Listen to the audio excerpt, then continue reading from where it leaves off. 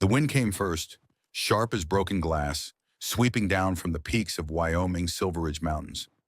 Then came the silence, thick and complete, the kind that presses against your ribs and makes you aware of your own heartbeat. Eleanor Ellie Crawford had learned to live inside that silence.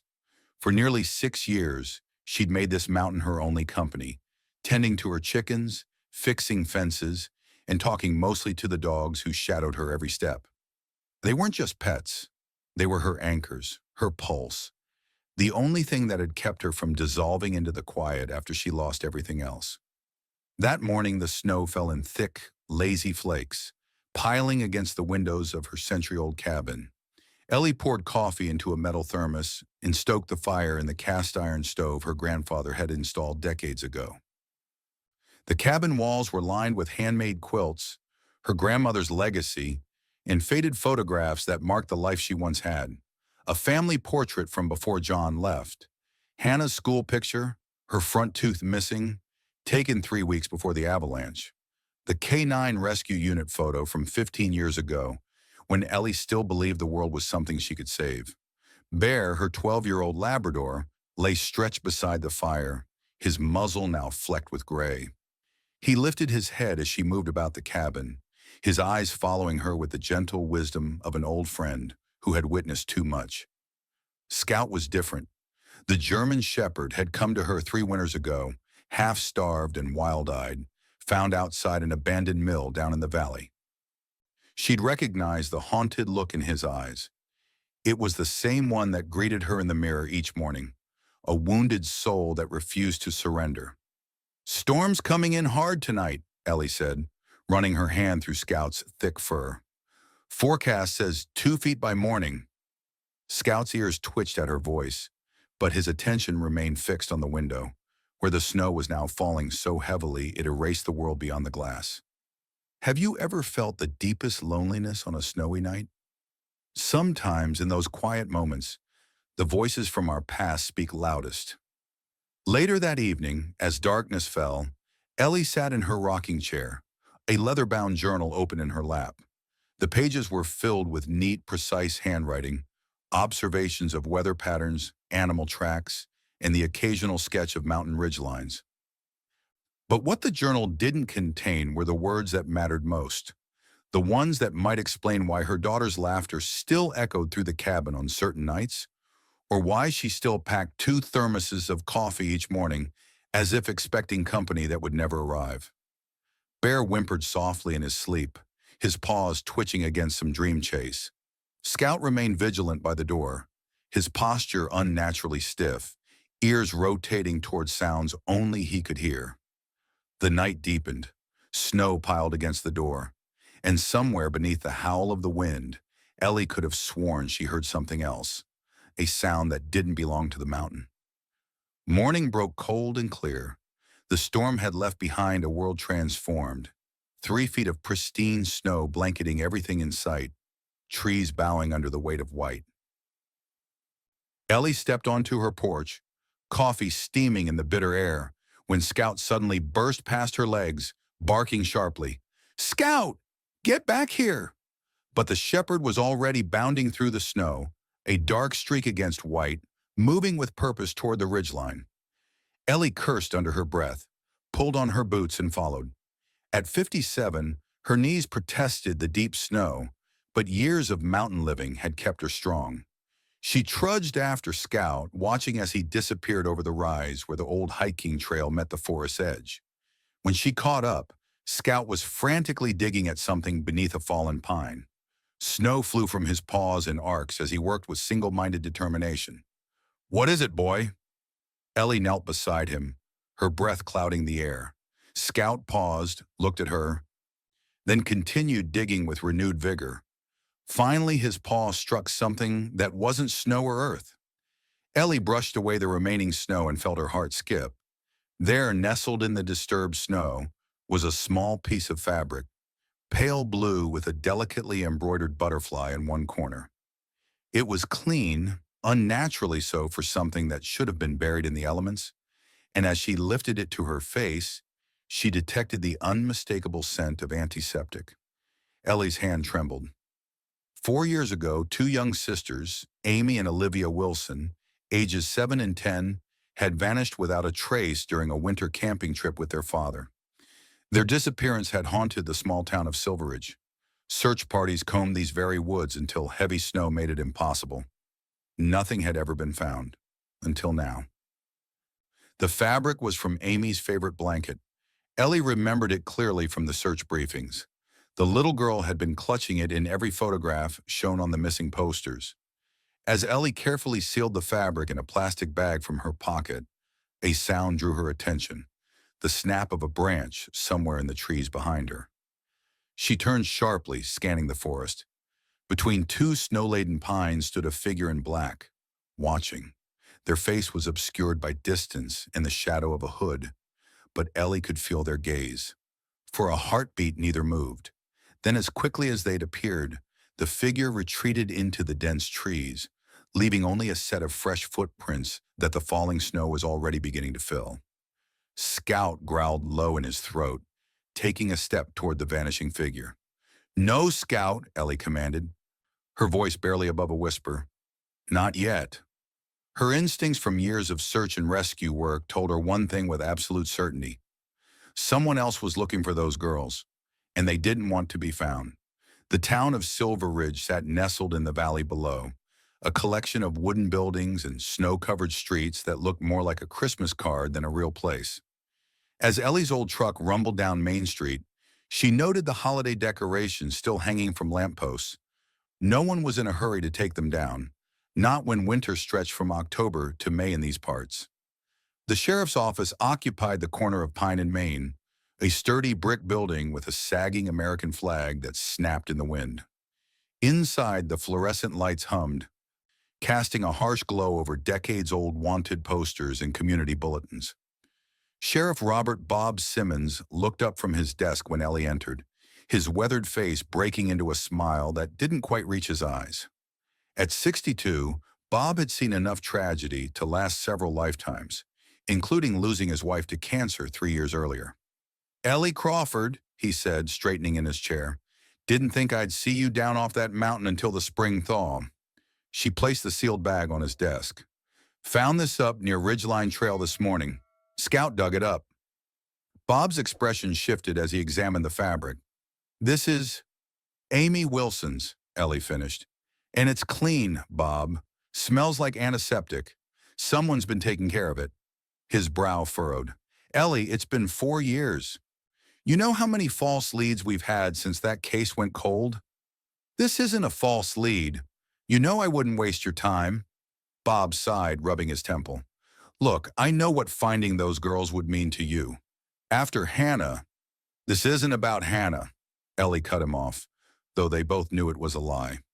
Every missing child had her daughter's face in Ellie's mind. "I'll send Deputy Finch up to check it out tomorrow," Bob conceded. "But don't go stirring up ghosts, Ellie. Those mountains don't need more tragedy." As she left the sheriff's office, the cold air bit at her cheeks. Across the street, the Pinecone Cafe's windows glowed warm against the winter afternoon. Martha Peterson waved from behind the counter as Ellie entered, the bell above the door announcing her arrival. Martha had been Ellie's friend since high school, one of the few who hadn't drifted away after the tragedies. At 65, her hair had gone completely silver, but her eyes retained the same warmth they'd always had. "Coffee's fresh," Martha said, already pouring a cup. "You look like you've seen a ghost." "Maybe I have," Ellie replied, settling into a booth by the window. She told Martha about the fabric, the antiseptic smell, the watching figure. Martha leaned in closer. "There's been a stranger in town," she whispered. "Government type, asking questions about the old mines and the history of the ridge. Something about geological surveys, but nobody's buying it." "What does he look like?" "Tall, clean-cut, expensive coat that's not made for real mountain weather.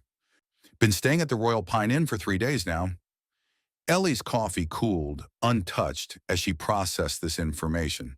The bell above the door chimed again, and both women looked up. Sarah Wilson stood in the doorway, snow melting on her shoulders. At 42, grief had aged her a decade more. The mother of the missing girls had never left Silveridge, had never stopped believing her daughters would come home. Their eyes met, and Ellie felt the familiar weight of shared pain settle between them, the unspoken fellowship of mothers who had lost their children to the mountain. Have you ever seen the unhealable wound in a mother's eyes? Perhaps only those who have walked that path truly understand. When Ellie returned to her cabin that afternoon, something felt wrong before she even stepped inside. Bear's welcoming bark was absent. The door, which she always locked, was still secure, but Scout's hackles rose as they approached. Inside, everything looked untouched at first glance. The fire had died to embers. The quilts hung in their places. But Ellie had spent too many years noticing details that others missed. The drawer of her desk was closed completely. She always left it partially open. Her maps of the ridge, spread on the table that morning, were now perfectly aligned, and the plastic bag containing the fabric was gone. Scout paced the cabin, nose to the floorboards, tracking an invisible trail. He stopped near the rear door, growling softly. Ellie knelt beside the old wooden chair in the corner, reaching underneath to find a small piece of paper that had fallen there. The note was handwritten in neat, precise letters. "Leave it alone." A warning, not a suggestion. Outside, she found footprints in the snow leading from her back door into the tree line, fresh, made since the morning snowfall had stopped. Beside the woodpile lay a black leather glove, too fine for a lumberjack or hunter. Someone had been watching her cabin. Someone had been inside her home, and they knew exactly what she'd found. The next morning brought Ellie to the Pinecone Cafe earlier than usual. She claimed the corner booth with a view of both the street and the door, ordered coffee, and waited. Scout lay at her feet, alert despite appearing relaxed to casual observers. When the door opened at precisely 8:15 a.m., Scout's ears pricked forward. The man who entered matched Martha's description. Tall, clean-shaven, with an expensive wool coat that looked more suited to city sidewalks than mountain paths. He carried himself with the unmistakable bearing of law enforcement. He ordered coffee, scanned the cafe, and his eyes landed on Ellie. After a moment's consideration, he approached her table. "Mind if I join you?" His voice was pleasant, practiced at sounding unthreatening. Ellie gestured to the empty seat across from her. "Free country." "David Hawkins," he said, offering his hand. "FBI." "Eleanor Crawford," she replied, not taking his hand. "But I'm guessing you already knew that." His smile didn't waver as he withdrew his hand and sat down. "I'm investigating the disappearance of Amy and Olivia Wilson. Sheriff Simmons mentioned you found something yesterday." "Did he now?" Ellie sipped her coffee, studying Hawkins over the rim of her mug. "Strange that the FBI would suddenly take interest in a 4-year-old cold case in a town this small. We never stop being interested, Ms. Crawford. Sometimes new evidence comes to light." Beneath the table, Scout's body tensed. A low, almost inaudible growl vibrated through his body. Ellie rested her hand on his head, feeling the tension in his muscles. "What evidence might that be, Agent Hawkins?" "I was hoping you could tell me." Their conversation continued, a careful dance of words where neither revealed what they really knew. But as they spoke, Ellie noticed something: the faint scent of antiseptic, the same smell that had clung to Amy's fabric. When Hawkins finally left, Ellie waited 10 minutes, then followed. She watched from across the street as he spoke on his phone, his back rigid with frustration. She snapped a quick photo with her phone before he disappeared into a black SUV. Back in her truck, Ellie pulled out her own phone and dialed a number she hadn't used in years. "Catherine Quinn speaking." "Kat, it's Ellie Crawford." A pause. "Ellie, it's been what, 5 years? Need your help. Can you run a name through your federal database? David Hawkins claims to be FBI, working the Wilson case in Silveridge." Catherine Quinn had been in Ellie's K-9 training unit before moving to the Federal Emergency Management Agency. Their friendship had weathered Ellie's retreat from the world, even if their contact had grown infrequent. "Give me a few hours," Catherine replied. "And Ellie, be careful. If you're digging into something, make sure you're ready for what you might find." The temperature dropped as afternoon faded to evening. Ellie and Scout returned to the ridge where they'd found the fabric, following a hunch that had been building since morning. The bitter cold bit through her layers, but Ellie barely noticed, her focus entirely on the snow-covered landscape. Scout moved with purpose, nose to the ground, following a scent only he could detect. They traveled further along the ridge than they had the previous day, coming to a section where the tree line gave way to a steeper incline. Fresh tire tracks cut through the snow, recent, made by something with a heavy tread. Ellie photographed them with her phone. Nobody drove vehicles up here, especially not in winter. There was no road, no trail wide enough for a car or truck. Scout veered off suddenly, barking once before returning to Ellie's side. She followed him to a small clearing where he began digging again. This time he unearthed a bloodied gauze pad, partially frozen but recent enough that the red hadn't completely darkened. Next to it lay a torn scrap of fabric identical to the first piece, pale blue with the same butterfly pattern. As Ellie bagged these new findings, her phone vibrated. "Ellie, it's Kat. There's no FBI agent named David Hawkins assigned to any cases in Wyoming. Not now, not ever." Ellie's blood ran cold. "Then who the hell is he?" "I don't know, but I did find something else. That ridge area you mentioned? It shows up in some old files related to a classified project called Alpine Sanctuary. The project was officially disbanded 8 years ago, but what? There were rumors some elements continued off books. Ellie, I'm driving up tonight. Don't do anything until I get there."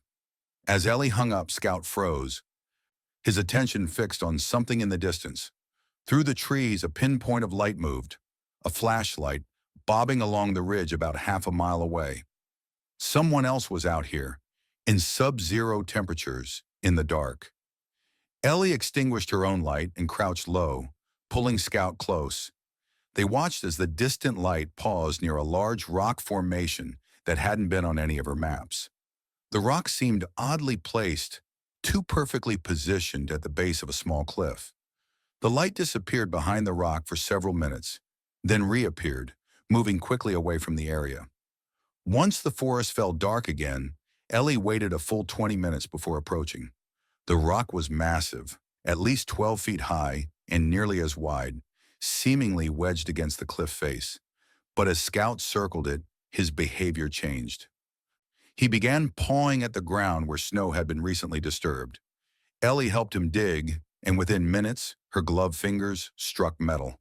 Brushing away more snow revealed a flat panel with a small, blinking red light in one corner. Her heart hammered against her ribs as she cleared more snow, revealing embossed letters on the metal surface. "Property of Project Alpine Sanctuary." A hatch, hidden beneath the snow, with something or someone inside. Ellie pressed her ear against the cold metal, holding her breath. At first there was nothing but the thudding of her own heart. Then a faint sound, a rhythmic tapping, like knuckles against the underside of the hatch. 3 quick taps, a pause, then 2 more. Again and again. Scout confirmed what her own instincts were screaming. He gave the special signal she'd trained him for. 1 paw raised, 2 soft barks, his body tense but controlled. There was someone alive down there. She tried to find an edge, a handle, anything that might open the hatch, but the metal was smooth and unyielding. The small red light continued to blink steadily, mocking her efforts. "Hello?" she called, keeping her voice low. "Is someone there?" The tapping stopped immediately. Silence stretched for what felt like eternity. Then, so faintly she might have imagined it, a child's voice whispered, "Please help us." Ellie's hands trembled as she fumbled for her phone, but the screen showed no service. She would need to return to her cabin, call for help. But what if Hawkins, or whatever his real name was, intercepted the call? What if Bob didn't believe her? "I'll come back," she promised, her voice thick with emotion. "I'm going to get help. Just hold on." The drive back to her cabin was a blur of swirling snow and racing thoughts. When she arrived, she discovered her landline phone dead, the line cut, Someone was making sure she stayed isolated. Ellie packed quickly. Extra clothes, first aid supplies, tools, food. Whatever was happening on that mountain, she wasn't waiting for official help that might never come. As she loaded her truck, headlights appeared on the road leading to her cabin. For a moment, fear gripped her, until she recognized the familiar government-issue SUV that Catherine Quinn had driven for years. Catherine stepped out, bundled against the cold, her breath clouding in the frigid air. At 59, she retained the sharp alertness that had made her an excellent handler during their K-9 unit days. "You look like you've seen a ghost," Catherine said, embracing Ellie briefly. "Maybe I have." Ellie quickly explained what she'd found at the ridge. Inside the cabin, Catherine spread out documents on the kitchen table, heavily redacted pages about Project Alpine Sanctuary. It was a research initiative studying children's adaptation and survival capabilities in extreme conditions, Catherine explained. Supposedly designed to develop protocols for child refugees in crisis zones, but the methods were questionable. It was officially shut down after ethics violations. Ellie stared at the partial photographs, the blacked-out paragraphs. "This doesn't explain why two local girls would be connected to it." "That's what I thought too, until I found this." Catherine handed over a photograph, yellow with age. Among a group of researchers, a familiar face stood out, younger but unmistakable. "Rebecca," Ellie whispered, her fingers tracing the image of her sister's face. Rebecca Crawford had disappeared 10 years ago during a climbing expedition. Her body was never recovered, and Ellie had eventually accepted the official explanation: a fatal fall into a ravine too dangerous to explore. "She was part of the psychological assessment team," Catherine said gently. "Ellie, I'm sorry, I had no idea." Questions exploded in Ellie's mind. Was Rebecca alive? Had she been involved in whatever happened to the Wilson girls? Why would her own sister be part of something so dark? "The man calling himself Hawkins," Catherine continued. "I think he's Darren Mitchell. He was security director for Alpine Sanctuary before it was officially disbanded. Have you ever believed a truth so deeply, only to discover it was built on sand? In your life, has instinct ever whispered to dig deeper when everyone else advised you to let go?" Night had fallen completely when they returned to the ridge, using only the dim red beam of Catherine's special flashlight to guide them. Scout led the way, moving silently through the snow. Bear had remained at the cabin, too old for this kind of mission. The hatch remained undisturbed, its small light still blinking steadily. Catherine examined it with professional interest. "This isn't standard issue for any government project I know," she murmured. "Look at the weatherproofing, the integration with the natural rock. This was designed to stay hidden for years." Ellie called softly through the metal, "We're here to help. We're going to get you out." No response came. Scout circled the area, nose to the ground, then suddenly veered away toward the rock wall beside the hatch. He pawed at something partially hidden by snow and vegetation. Catherine joined him, brushing away the covering to reveal a narrow fissure in the rock, just wide enough for a person to squeeze through if they turned sideways. "A secondary entrance," she said, shining her light into the darkness. "Probably an emergency exit." "Or a way in," Ellie replied, already removing her backpack to make herself narrower. The passage was tight, claustrophobic, the rough stones scraping against their coats as they inched forward. Scout went first, then Ellie, with Catherine bringing up the rear. The air grew staler the deeper they went, carrying the musty scent of disuse mingled with something chemical. After about 50 feet, the passageway widened abruptly into a small chamber carved from the mountain itself. Catherine's light revealed an abandoned laboratory setup, medical equipment, monitoring devices, and a metal examination table bolted to the floor. Everything was covered in a fine layer of dust, except for a path of footprints that led to another door on the far side of the room. "Someone's been using this recently," Catherine whispered, examining a clipboard left on a counter. The pages contained notes on subjects A and O, Amy and Olivia. Scout moved to the inner door, his posture alert but not aggressive. He gave a signal again. Someone alive beyond. The door was locked but yielded to Catherine's expertise with a small set of tools from her pocket. As it swung open, they were greeted by the soft strains of classical music playing from somewhere inside. Their lights revealed a corridor leading deeper into the mountain. The floor was concrete, the walls lined with pipes and electrical conduits. At the end of the corridor stood another door, this one with a small window set into it. Ellie approached cautiously, heart pounding. Through the window she could see a surprisingly comfortable room, furnished with beds, bookshelves, a table with drawing supplies. But what stopped her breath entirely were the two small figures huddled together on one of the beds. Two girls, alive. Before she could react, a voice spoke from behind them. "You shouldn't have come here, Ellie." They spun around.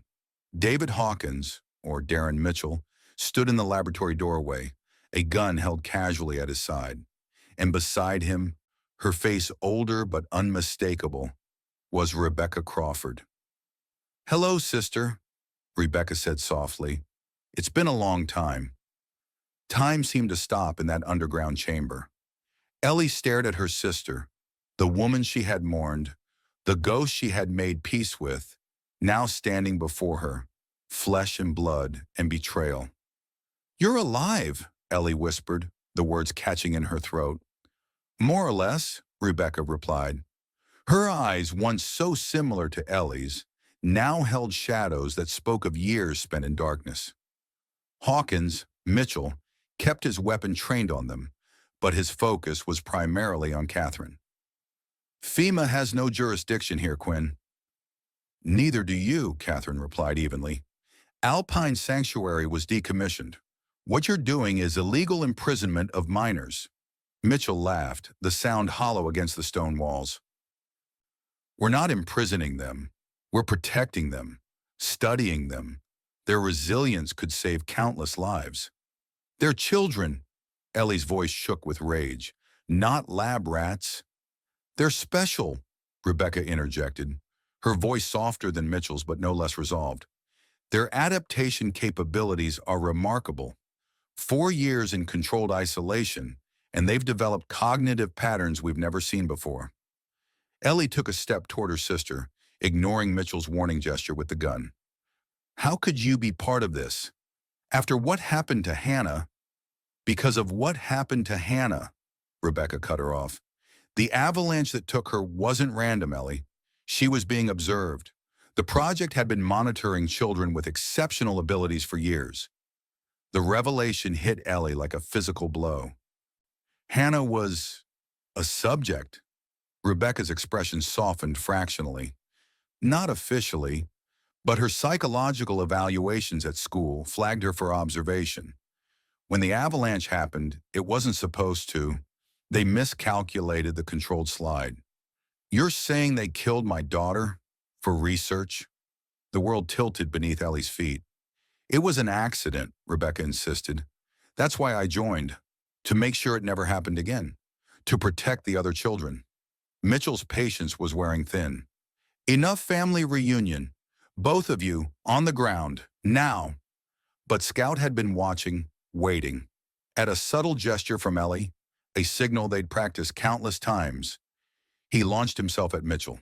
60 pounds of muscle and teeth collided with the man's arm, sending the gun skittering across the floor. Chaos erupted in the small space.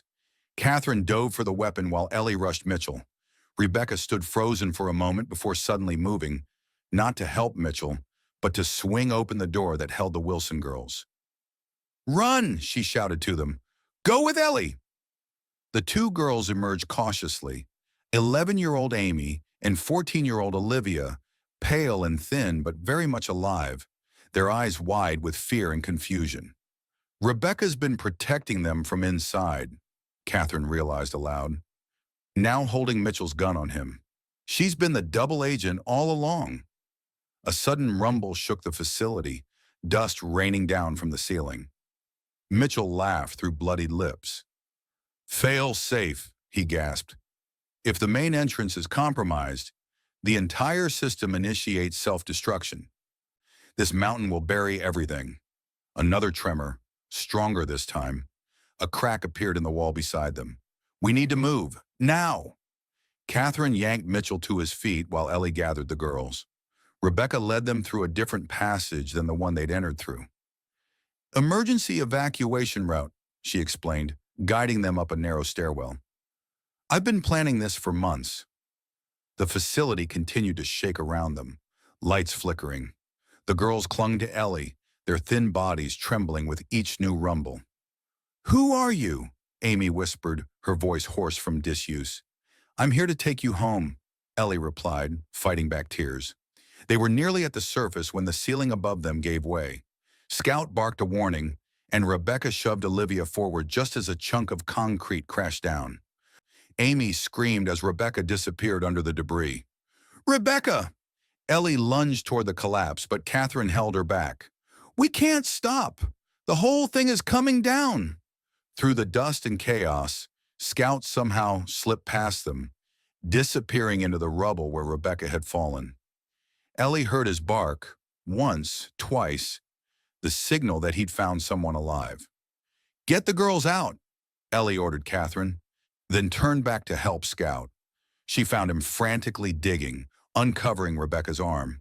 Together, they cleared enough debris for Ellie to pull her sister free. Rebecca's leg was badly injured, but she was conscious. Go, Rebecca gasped.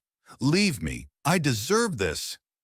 No more sacrifices, Ellie responded, hoisting her sister up. Not on this mountain. The final stretch to the surface was a blur of effort and determination. Snow and frigid air had never felt so welcome as when they finally emerged into the night, the ground still trembling beneath them. They were 100 yards from the collapsing entrance when they heard voices calling their names. Flashlight beams cut through the darkness, and suddenly Deputy Grace Finch was there, leading a search team. Sheriff got worried when you didn't check in, Grace explained, helping support Rebecca. Called in reinforcements. In the chaos that followed, Mitchell was taken into custody. Medical teams arrived to treat the girls and Rebecca. Scout, bleeding from a cut on his shoulder, where falling debris had struck him, stayed pressed against Ellie's side, vigilant even in victory. As dawn broke over the mountain, Ellie stood with Catherine, watching as the ambulance carrying Amy and Olivia prepared to depart. How did you know? Catherine asked quietly. What made you keep searching when everyone else had given up? Ellie's gaze drifted to Scout, who sat alert despite his injuries, his eyes still fixed on the horizon as if watching for threats. He didn't bark for food, she said simply. He barked because someone was still waiting to be found. Have you ever stood at the crossroads of pain and healing, wondering which path to take? The hardest journeys often lead us right back to ourselves. 1 year later, the snow had begun to melt on Silveridge Mountain, the first wildflowers pushing through in sunny patches. Ellie's cabin had transformed, expanded to become the headquarters of the Silveridge Recovery Center, where she now trained search dogs and offered support to families of missing persons. Scout had recovered from his injuries, though he now moved with a slight limp on cold mornings. He had become something of a local legend, his picture hanging in the town hall alongside the newspaper headline, Local Dog Uncovers Hidden Facility, Saves Missing Girls. Rebecca had survived both her injuries and the subsequent investigation. Her testimony against the remnants of Project Alpine Sanctuary had led to multiple arrests and the discovery of 2 other facilities across the country. After months in rehabilitation, she now lived in a small house just down the hill from Ellie's cabin, close enough to begin rebuilding what had been broken, distant enough to respect the wounds that still needed time to heal. The Wilson family had found their own path to recovery. Sarah had moved her daughters to a neighboring town for a fresh start, but they returned regularly to visit. Amy had developed a special bond with Scout, often spending hours training with him when they visited. On this particular spring morning, Ellie stood on her porch, watching as Scout supervised a class of young shepherd puppies learning basic tracking skills. Rebecca approached slowly, her cane sinking slightly into the soft ground. The mountain looks different in the spring, Rebecca observed, joining her sister at the railing. Everything looks different when you're not alone, Ellie replied. Down the hill, Amy and Olivia were walking up the path, their mother following behind. They were smiling, their voices carrying on the clear air. Ordinary children again, healing a little more each day. Scout looked up from his puppy supervision, ears perked toward the approaching family. He gave a single, joyful bark of recognition, so different from the urgent alerts of their first meeting. You know, Rebecca said quietly, in all my years of research, I never fully understood resilience until I saw it in those girls. In you. Ellie watched as Amy ran the last few yards to greet Scout, kneeling to embrace the dog who had changed all their lives. Sometimes, Ellie said, the deepest wounds teach us how to heal others. And sometimes a dog's bark reminds us that even in the darkest snow, there's a path leading home. The sound of a bark echoes across the mountain, carrying a promise that even in our darkest moments, we are never truly lost.